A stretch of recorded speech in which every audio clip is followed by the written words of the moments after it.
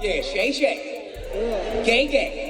That nigga gay, nigga. That nigga sitting there with them tight ass pants on, with his balls and all of them cat's face. I got the best stylist in the world. Not the United States, the entire world. Of 8 billion people, I got number one. And can't nobody stop us. Shay Sharpe and Hollywood, a dynamic duo that can't be stopped. Run tell that. Now, here's the thing. Jasmine, when have you ever seen people go this hard for a personal stylist? What they're doing now is that they found out that Shannon is the hot thing. They're using the same joke. It's going to get old and people going to get tired of y'all saying that Shannon gay and Shannon this, and you're going to have to get back to telling jokes. Now, please tell me you're not running out of jokes. Please tell me you're not going to use Shannon as your punchline for the next 3, 4, 5 years. You're going to have to start telling jokes. Please tell me you got jokes. Is the Shannon Sharpe we see everywhere, the confident Hall of Famer, the sharp commentator, the viral podcaster, the real Shannon Sharpe? His empire seems untouchable, built on straight talk and charisma, but recent events have cracked the facade, unleashing a storm of controversy and reigniting whispers that have dogged him for years. A shocking lawsuit has hit the headlines, but many are asking, is this scandal the actual story or just a convenient distraction from something Shannon desperately wants to keep hidden? Now, you got people that cut your hair. Shannon got people that cut his hair. Okay? He got people that work him out in the gym. He got physical therapists because, he got tight hips and stuff. There's a lot of people that help get him together, producers of his show. Why would he make a video to Hollywood and say that out of 8 billion people in the world, him and Hollywood are going to take the world by storm? The latest bombshell landed hard, a lawsuit filed by an OnlyFans model named Gabriella Zuniga. Initially filed anonymously as Jane Doe, the suit carries heavy accusations claiming Shannon pressured her into unwanted acts and demanding a staggering $50 million in damages. It's the kind of accusation that can shatter a reputation. Shannon didn't stay quiet. He fought back, revealing Zuniga's identity and insisting their relationship was entirely consensual. He aimed to clear his name, but his next move would prove disastrously counterproductive. And Club Shay. Yeah, Shay. Gang. That nigga gay. That nigga sitting there with them tight pants on, with his balls and dick all over the cat's face. You can tell how that drink, nigga, you gay. Come on, saying, now, cat. That's lips.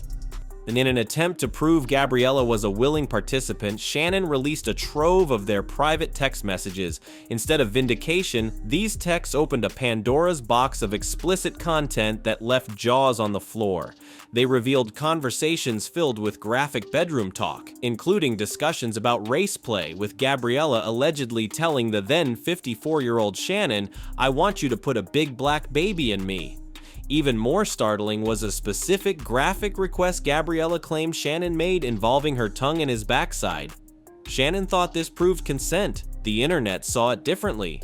The release backfired spectacularly, shifting the focus and pouring gasoline on embers that had been smoldering for years, rumors about Shannon's true preferences. Or I can just say, nah, I won't hold on to it because I see what y'all doing. I'm going to do it myself now. You feel me? Yes. Yeah. So more than one way to skin a cat. Yeah, you hear that, Hollywood? Yeah. We going about it all wrong. Hollywood no longer styles me. Why? Because I'm loyal to Shelly. She was hurt that after 20 plus years of being my stylist, that I had gone outside to hire someone else.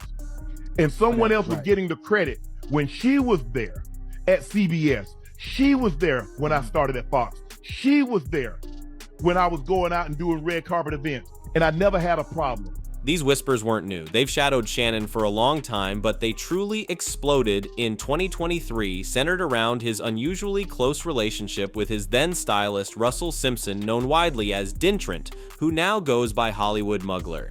Their bond appeared to transcend a typical professional arrangement. They were constantly seen together, courtside at Lakers games, dining around LA, even on what sharp-eyed observers swore looked like intimate vacation getaways. Hollywood's own social media feed was a stream of Shannon appreciation, packed with behind-the-scenes photos and captions calling him the greatest. Shannon returned the favor, frequently hyping Hollywood on his show, calling them a dynamic duo that can't be stopped. It was intense public praise for a stylist, raising eyebrows and fueling speculation about the true nature of their connection. Then, just as the rumors hit a fever pitch, Shannon abruptly cut ties, announcing Hollywood was no longer styling him. The timing felt anything but coincidental. And for me, in my head, I thought I needed someone outside. Right. I didn't buy one thing new when Hollywood started styling me. Everything, all those LB jackets, all that stuff that I already had it. And a lot of the stuff she had already put together, but I took it apart. So when he put it back together, it was just what she had put together. Adding another complex layer was Hollywood's own controversial history. Media takeout reminded everyone that this was the same Hollywood who had previously gone viral claiming a very intimate relationship with NFL player Kerry Rhodes. Pictures had surfaced showing Rhodes and Hollywood looking extremely close on what appeared to be a romantic trip. Hollywood himself later confirmed the nature of their connection in startlingly explicit terms, telling Baller Alert something to the effect of if Rhodes loved him like a brother, he was intimate with him like a spouse. Now, linking Shannon so closely with someone involved in that specific kind of public drama, it set the rumor mill into overdrive. While Shannon tried to downplay Hollywood's role after the firing, claiming he was just filling in, the explanation felt weak, like damage control. It didn't prove anything definitive about Shannon, but the pattern and the associations were becoming hard for many to ignore. Here's the final stop of the day. Go to Wines. See the line started over there. My last stop of the day. We got up early, had a late night. And we don't do excuses here. We just get the job done. Because this one we signed up for. Ooh. I'm gonna boo the hip hops. You know how we do. It wasn't just internet gossipers connecting dots. High-profile comedians started adding their voices to the chorus. Eddie Griffin dropped a bomb during a stand-up set that went viral, bluntly stating he believed Shannon Sharpe was living a closeted life. Shannon didn't directly deny the claim with force on his Nightcap podcast. Instead, he lashed out, accusing Griffin and others of latching onto his name for relevance, recycling tired jokes because they were running out of material. He pleaded, "Please tell me you're not going to use Shannon as your punchline. Please tell me you got jokes." But the dismissal didn't quell the talk. Soon after, comedian Mike Epps threw his own jab during a routine, claiming he turned down an invite to Club Shay Shay because he didn't want Shannon looking across at his private park. The jokes landed hard, reinforcing the narrative that behind the scenes, Shannon's perceived orientation was becoming an open secret or at least a running gag within certain circles. Fan scrutiny intensified too, analyzing everything from his choice of tight tracksuits to carrying an orange accessory bag in viral clips. I'm in a no-win situation because if I respond, they say hit dog holler. If I don't respond, they say, well, if it wasn't true, he would say something. So if I respond, I'm a hit dog. If I don't respond, he's hiding something. So how do I win? This time it was during his sit down on Cam Newton's podcast, and Shannon tried flipping the script. There's this celebrity, this kind of fame here, Cam, is on a different level. I mean, I was a damn good football player. I won Super Bowls, I'm in the Hall of Fame, but this is 20 times the magnification of what I was as an athlete. Just when you thought things couldn't get any stranger, another bizarre incident thrust Shannon's private life into the spotlight. In September 2023, Shannon accidentally broadcast an intimate encounter on Instagram Live. While the camera didn't show visuals, the audio was unmistakable. Sounds of passion between Shannon and a woman named Michelle filled the stream before it was abruptly cut off. The clip instantly went viral, sparking a frenzy of memes and reactions. Shannon's first response, posted briefly on his IG story, was to claim his account was hacked. Nobody bought it. He quickly deleted that and later addressed it on his Nightcap podcast, admitting it was him and Michelle, calling it a complete accident. He'd supposedly tossed his phone on the bed, hitting the live button unintentionally before things got heated. He expressed deep embarrassment, but viewers noted his body language seemed oddly casual, almost unbothered, which only fueled suspicion. Everybody knows there's nothing wrong with being gay. There's not. I'm just not gay. And most straight men don't let you play with their name like that. Especially not in our culture. No. But see, also, in our culture, if I want to try to emasculate you or try, what do I say? I say he's gay. Because no matter what you think, that's still, in our culture, that's still kind of frowned upon. Was it truly an accident? The internet wasn't convinced. People familiar with Instagram pointed out that going live requires several intentional taps, not something easily done by tossing a phone. Shannon then complicated his story further by claiming he didn't even end the stream, his assistant Jordan did. This raised more questions. If Jordan had access to end it, could he have started it? The explanation felt flimsy, leading many to connect the dots. This is when figures like Dr. Umar Johnson stepped in, voicing a theory that resonated widely. What if the accidental live stream wasn't an accident at all? What if it was a calculated, albeit clumsy, attempt by Shannon to publicly perform heterosexuality and finally shut down the persistent rumors about him being on the down low? Dr. Umar noted the timing and the potential benefit Shannon gained from the world hearing him with a woman. Adding to the complexity were whispers of lingering tension with his former undisputed co-host, Skip Bayless. Fans started re-examining old clips where Skip made subtle, sometimes awkward jabs at Shannon's masculinity, his outfits, or his sensitivity. What seemed like banter at the time now felt potentially loaded, leading some to wonder if industry figures, maybe even former colleagues, had suspicions or were subtly contributing to the narrative long before it became public fodder. I have people that work for me that's their life. That's their life. That's not my life. I don't judge what you do in your home, what you go to bed with, who you wake up as. That ain't got nothing to do with Shannon Sharpe. Right. That ain't my bed. For me, is that was the hardest thing, because it was almost like they were trying to convince me that I was something that I'm not, but I kept repeating it. Amidst all this chaos, a strange silence fell over one key player, Gabriela Zuniga. After dropping the $50 million lawsuit bombshell and having her explicit texts exposed by Shannon, she suddenly vanished from the public eye. No more interviews, no social media posts, radio silence. This disappearance immediately sparked new theories. Had she been paid off to stay quiet? Was she intimidated into silence, perhaps realizing the hornet's nest she'd stirred up involved more than just Shannon? The plot thickened dramatically when an alleged leaked DM conversation surfaced online. In it, Gabriela supposedly told an unknown person that Shannon wasn't the only one, or even the worst one. She hinted at other powerful men involved, trying to manage the situation and keep her quiet before the story broke. If those DMs are legitimate, it paints a picture far bigger and potentially darker than just Shannon Sharpe's personal life. It suggests a possible cover-up involving influential figures, the kind of situation where people do get silenced. The audio heard for the entire world to hear. I'm embarrassed for a number of reasons. People count on Shannon, Shay Shay Media, Club Shay Shay, Nightcap, ESPN. There are a lot of people that count on Shannon to be professional at all times. And I always try to be professional at all times. Even when I'm behind closed doors, I still try to remain a level of professional, although I'm in the privacy of my own home. Faced with this barrage, Shannon himself offered a defense during a sit-down on Cam Newton's podcast. He argued that this level of intense scrutiny and rumor-mongering always seems to spike precisely when his career reaches new heights. He pointed directly to his record-shattering interview with Cat Williams, suggesting its massive success triggered a fresh wave of attempts to tear him down.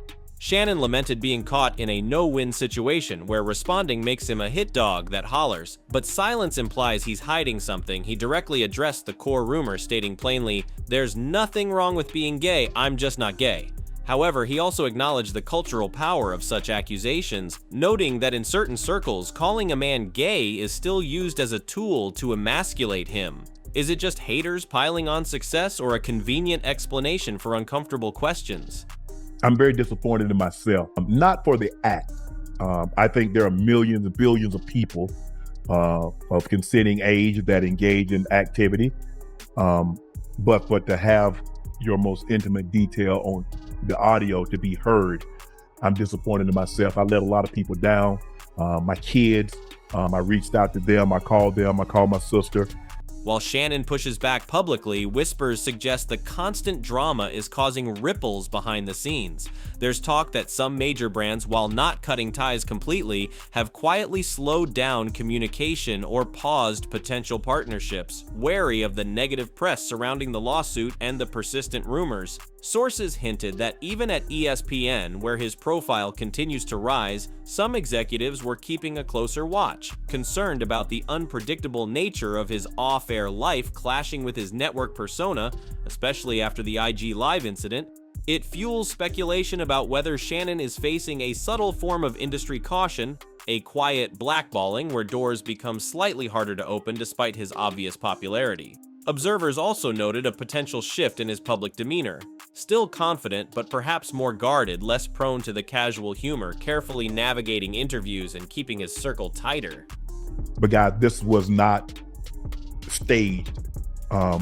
Came in, I threw my phone on the bed, gazed in an activity. I did not know IG Live. I've never been on IG Live. I've never turned IG Live on, so I don't know how it works. Ultimately, despite Shannon's denials and explanations, crucial questions remain unanswered, casting long shadows over his carefully constructed image. Why did Gabriella Zuniga suddenly go completely silent after making such explosive claims? Was the Instagram Live really just a fumble or something more calculated, as theorists like Dr. Umar suggest? What truly transpired between Shannon and Hollywood Muggler? The narrative remains deeply conflicted. On one hand, Shannon presents himself as a victim of his own success, targeted by envious detractors. On the other, the sheer number of bizarre incidents, the nature of the lawsuit's claims, particularly the part about backdoor activities aligning uncomfortably with the DL rumors, and the defensive, sometimes clumsy way situations have been handled, paint a different picture. It forces the question: are we witnessing genuine defense or a performance of frantic overcompensation designed to mask an inconvenient truth? Jordan, being the good Samaritan, the good soldier that he is, Jordan the one that cut it off. Because hell, I didn't even know it was on. Jordan cut it off. Jordan put the message up. And then after I called my agent, the agency, I called ESPN after I just got this good, tell them the truth. I said, I just got to tell them the truth. My phone wasn't hacked. It wasn't a prank. It was me being a healthy, active male. I mean, y'all thought I was bull jiving. Hey. So, where does this leave Shannon Sharpe? He's navigating a minefield of serious accusations, relentless speculation fueled by past associations, viral jokes from comedians, a highly suspect IG Live moment, and the unsettling silence of his primary accuser, possibly hinting at a larger hidden story. Fans remain sharply divided. Is he a target, or is he hiding something significant? Is the pattern of controversy just bad luck amplified by fame, or does it point to a desperate struggle to maintain a specific public persona against mounting evidence and rumor? Is this vigorous defense, or is Shannon simply doing way too much? The questions keep swirling, the inconsistencies linger, and the truth, whatever it may be, feels buried under layers of denial, speculation, and strategic silence. What do you believe is really happening behind the Club Shay Shay curtain? Is Shannon the victim, or is there fire beneath all this smoke? Share your unfiltered thoughts in the comments below, and stay tuned. In a story this tangled, the